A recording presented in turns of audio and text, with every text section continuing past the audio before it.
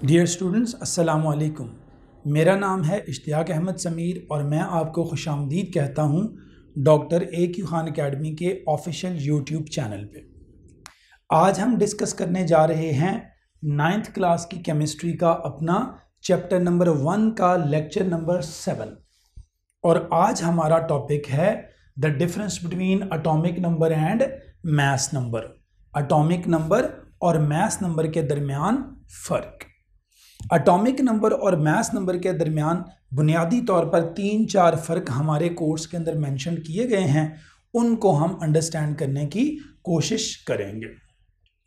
Atomic number क्या है? It is the number of protons in the nucleus of an atom. ये किसी भी एटम के न्यूक्लियस में पाए जाने वाले प्रोटॉन्स की कुल तादाद है। हम जानते हैं कि एक एटम के बुनियादी तौर पर 2 हिस्से होते हैं। एक उसका सेंट्रल पार्ट जिसको हम लोग नाम देते हैं न्यूक्लियस का, और एक उसके इर्द गिर्द सर्कुलर पाथ्स होते हैं, सर्कुलर ऑर्बिट्स। इनको हम शेल्स या ऑर्बिट्स भी कहते हैं, जिनके अंदर इलेक्ट्रॉन्स रिवॉल्व करते रहते हैं। न्यूक्लियस के अंदर 2 तरह के पार्टिकल्स होते हैं, प्रोटॉन्स एंड न्यूट्रॉन्स। प्रोटॉन पे पॉजिटिव चार्ज होता है, न्यूट्रॉन्स न्यूट्रल पार्टिकल होते हैं और इलेक्ट्रॉन्स नेगेटिवली चार्ज्ड पार्टिकल होते हैं। तो एटम के सेंटर वाला पोर्शन, सेंट्रल पार्ट जिसको हम न्यूक्लियस कहते हैं, इसमें प्रोटॉन्स की तादाद को किसी एटम का एटॉमिक नंबर कहा जाता है। तो एटॉमिक नंबर प्रोटॉन्स की तादाद है जो किसी एटम के न्यूक्लियस के अंदर मौजूद होते हैं। इसके बरक्स मास नंबर क्या है? It is the sum of protons and neutrons in the nucleus of an atom. ये किसी एटम के न्यूक्लियस में पाए जाने वाले प्रोटॉन और न्यूट्रॉन्स की कुल तादाद है। मैंने 2 मिनट पहले आपको बताया था कि किसी एटम के सेंट्रल पार्ट यानी कि न्यूक्लियस में 2 तरह के पार्टिकल्स पाए जाते हैं, एक प्रोटॉन्स और एक न्यूट्रॉन्स। इनकी कुल तादाद को उस एटम का मास नंबर कहा जाता है। दूसरा फर्क, atomic number is represented by Z, Z या Z। Atomic number is always represented by Z।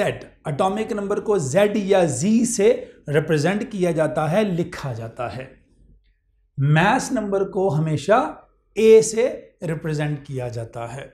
तीसरा फर्क, एटॉमिक नंबर निकालने का फॉर्मूला होता है Z is equal to A minus N। A minus N, Z यहां एटॉमिक नंबर है, A mass number है और N न्यूट्रॉन्स की तादाद है। किसी एटम के न्यूक्लियस में न्यूट्रॉन्स की तादाद है।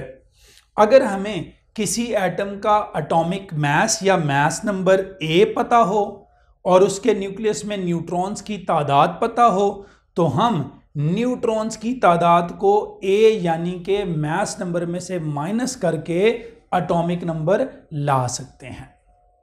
इसके बरक्स मास नंबर निकालने का फॉर्मूला है A is equal to Z plus N।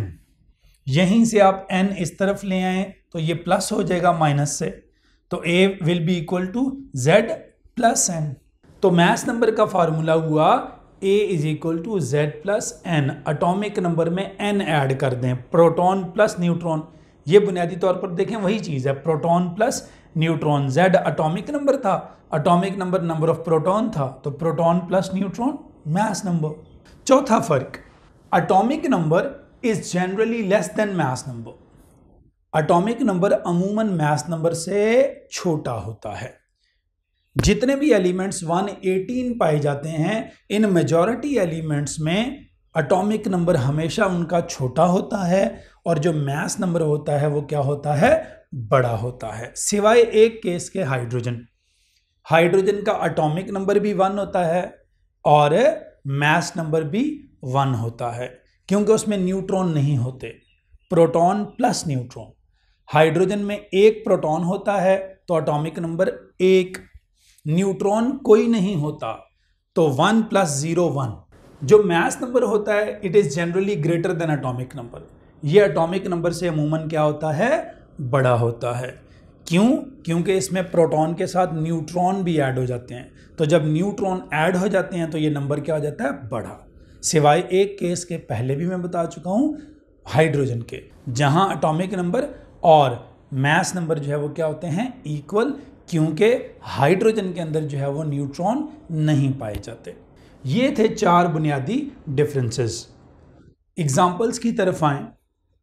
अभी मैंने आपको बताया था हाइड्रोजन का एटॉमिक नंबर होता है 1, नाइट्रोजन का होता है 7 क्योंकि इसमें 7 प्रोटॉन पाए जाते हैं। ऑक्सीजन का एटॉमिक नंबर होता है 8। इसी तरह मास नंबर, हाइड्रोजन का 1, नाइट्रोजन का 14 और ऑक्सीजन का 16। तो ये 4 डिफरेंसेस थे विद एग्जांपल्स जो आपसे पूछे जा सकते हैं, difference between atomic number and mass number के लिहाज से। अच्छा जी, अब आगे इसी बात की वजाहत करने के लिए मैंने 2 एटम सिर्फ आपके सामने बनाए हैं कि आप इस कॉन्सेप्ट को फर्दर थोड़ा सा अंडरस्टैंड कर सकें, जो मैंने डिफरेंसेस अभी बताए हैं। ये कार्बन का, जब कभी आप केमिस्ट्री की किताब देखेंगे, पीरियोडिक टेबल पेज नंबर 48, वहाँ हमारा एक टेबल बना हुआ है, तो जब आप उस टेबल को पढ़ेंगे तो वहाँ आपको 2 वैल्यूज़ किसी भी एलिमेंट के साथ लिखी हुई नज़र आएंगी। एक को हम कहते हैं एटॉमिक नंबर, एक को मास नंबर। जनरली जो ग्रेटर वैल्यू है, बार बार आपको बता रहा हूँ, वो मास नंबर होती है, और जो छोटी वैल्यू होती है वो क्या होती है, एटॉमिक नंबर। अब ये एटॉमिक नंबर है कार्बन का, 6 एटॉमिक नंबर है, और ये मास नंबर है। अब देखें, कार्बन का एटॉमिक नंबर चूंकि 6 है, तो हमने भी थोड़ी देर पहले पढ़ा था एटॉमिक नंबर क्या है, number of protons in the nucleus. तो इसके न्यूक्लियस में कितने प्रोटॉन्स होंगे, 6। अच्छा, चूंकि ये एक न्यूट्रल एटम है, इस पर कोई चार्ज नहीं है, प्लस माइनस नहीं है, तो इसमें जितने प्रोटॉन होंगे उतने ही क्या होंगे, इलेक्ट्रॉन। तो अगर इसमें 6 प्रोटॉन थे तो इसमें 6 ही क्या होंगे, इलेक्ट्रॉन।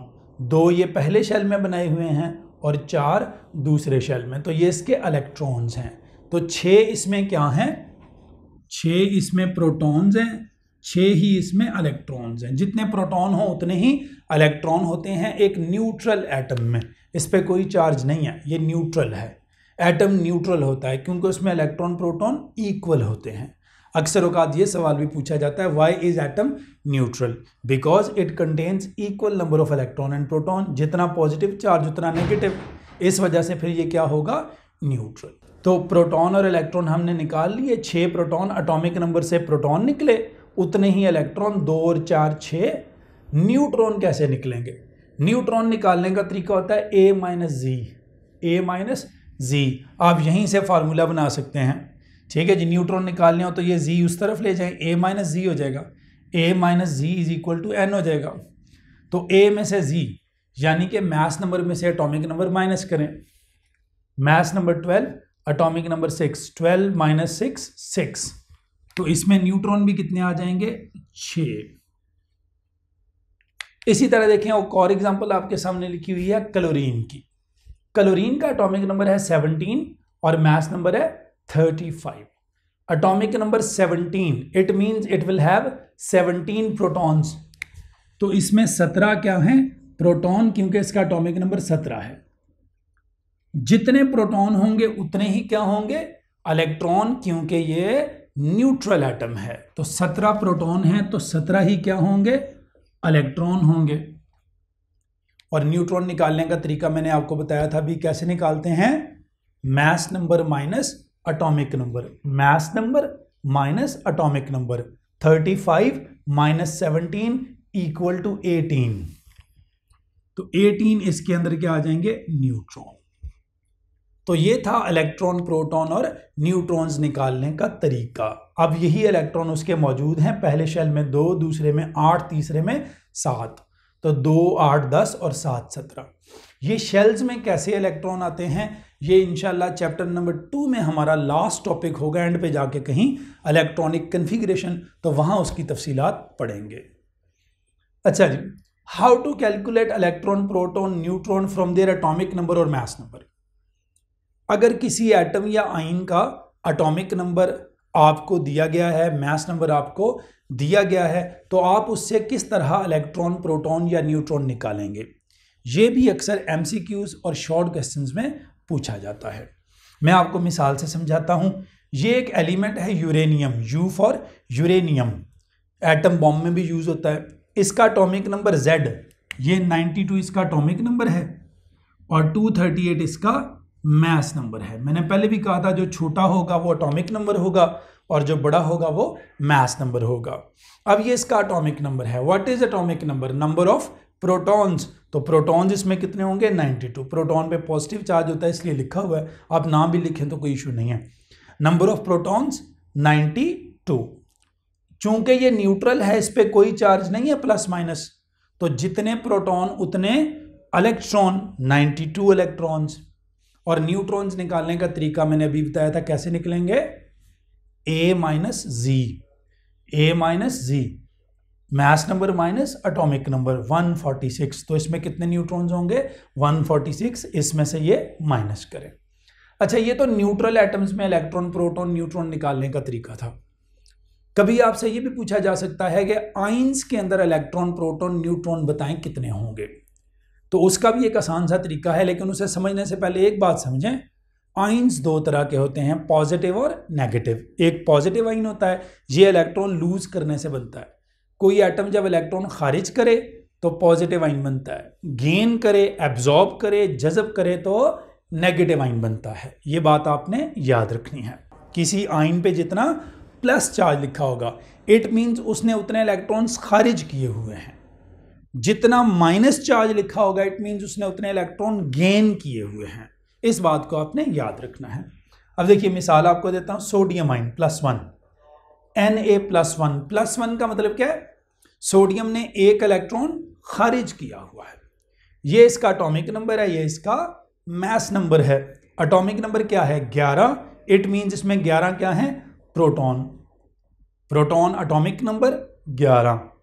इलेक्ट्रॉन कितने होंगे? चूंकि ये न्यूट्रल नहीं है, इस पे +1 चार्ज है, ये न्यूट्रल नहीं है, तो इसमें 11 इलेक्ट्रॉन नहीं होंगे। इसमें कितने इलेक्ट्रॉन होंगे? 10, क्योंकि मैंने पहले आपको बताया कि +1 का मतलब है एक इलेक्ट्रॉन खारिज हुआ है। तो 11 में से एक इलेक्ट्रॉन कम कर दें, 10। न्यूट्रॉन निकालने का सेम तरीका है, मास नंबर माइनस एटॉमिक नंबर। ठीक है जी। इसी तरह ये नेगेटिव आयन है, इसको भी देख लेते हैं। Chloride ion Cl-1। अब इसका एटॉमिक नंबर है 17। तो प्रोटॉन कितने होंगे? 17, क्योंकि प्रोटॉन ही एटॉमिक नंबर होता है। 17। न्यूट्रॉन कितने होंगे? A-Z, 35 - 17 यानी कि 18। रह गए इलेक्ट्रॉन्स। इलेक्ट्रॉन्स कितने होंगे? अगेन चूंकि ये न्यूट्रल नहीं है, -1 है, तो इसमें प्रोटॉन्स के बराबर इलेक्ट्रॉन नहीं होंगे। -1 का मतलब है इसने एक इलेक्ट्रॉन जज़ब किया हुआ है। तो फिर 17 और 1 18, यानी नेगेटिव आयन हो तो इलेक्ट्रॉन ऐड कर लें, पॉजिटिव आयन हो तो इलेक्ट्रॉन माइनस कर लें। ठीक है जी। तो ये था हमारा इलेक्ट्रॉन, प्रोटॉन, न्यूट्रॉन्स निकालने का तरीका, न्यूट्रल एटम में, पॉजिटिव आयन में और नेगेटिव आयन में। और साथ हमने पढ़ा आज difference between atomic number and mass number. उम्मीद है हमारा आज का लेक्चर आपको पसंद आया होगा। अगर हमारा आज का लेक्चर आपको पसंद आया है तो हमारे इस चैनल को लाइक करना, सब्सक्राइब करना और शेयर करना हरगिज़ ना भूलिएगा। इश्तियाक अहमद समीर को इजाज़त दीजिए। अल्लाह हाफिज़। अस्सलामु अलैकुम।